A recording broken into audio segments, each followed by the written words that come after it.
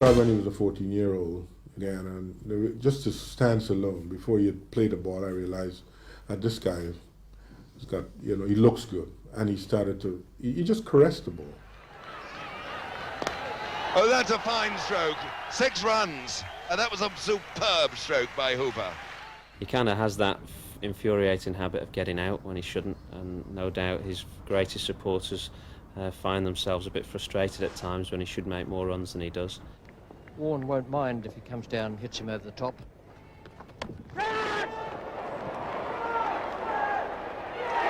Oh, Carl.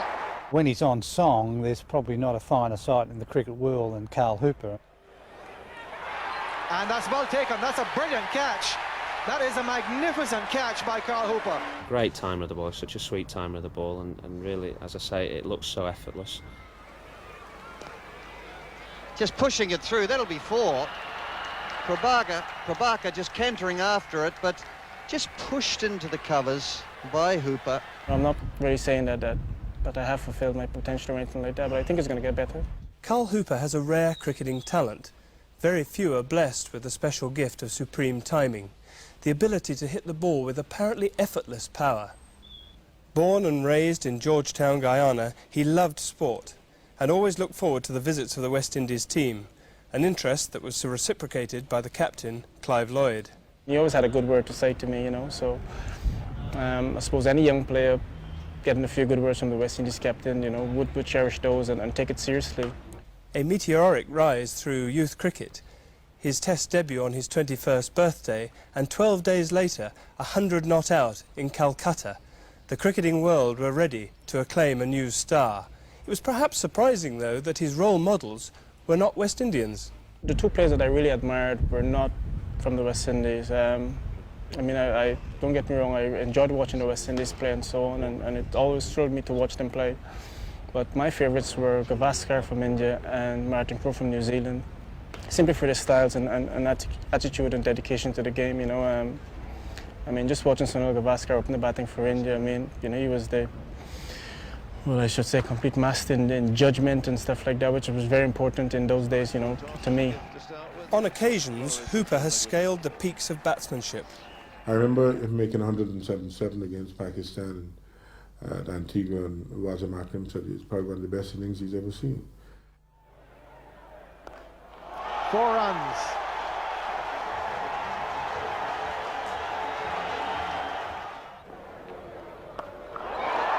Well, that's gone for 6, I think. It has indeed.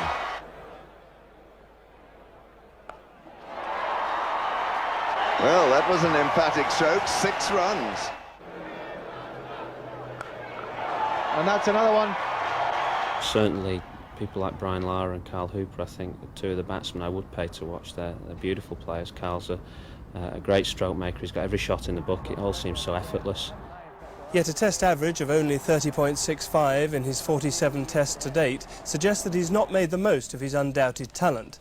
This, on occasion, has led to frustration and outright criticism, particularly down in the West Indies. West Indians have been completely exasperated by 𝗂𝗵𝗃. They've seen him score a century in his first-class innings at the age of 18 against an attack including Wayne Daniel and Sylvester Clarke. And yet, after all this time, he hasn't fulfilled that immense potential. They know that he's a tremendous player. They know he has the potential. And yet, he gets out in such soft manners. I suppose that's the beauty of his game. He can take you to the heights with some of his stroke play and take you to the lows when he gets out when he shouldn't. Hooper joined Kent in 1992 and swiftly won over the fans and his teammates as a player of the highest class. To me, he's the most valued overseas player you can get. He bowls, he bats, he's a top fielder. What more can you ask? He gives 100% all the time.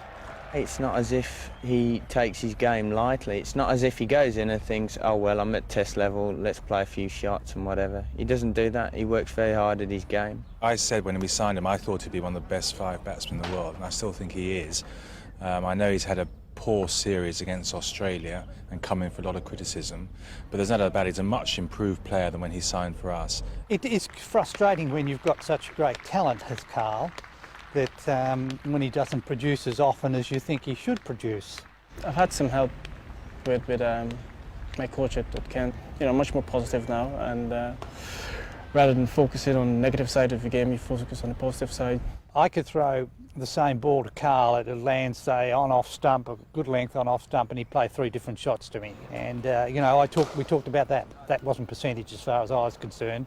And whilst you never want to coach the flair out of anybody, I thought that Hoops just had to sort of perhaps even narrow it down to 2 shots a ball rather than his usual 3 or 4. His supporters believe that Hooper will still emerge as one of the greats, and the key to it all is to give him more responsibility. He is the best all-rounder they have. I think what they should do is give him a position of trust, some vice-captaincy or something like that. And Hooper appears to relish the possibility of captaincy if it comes along.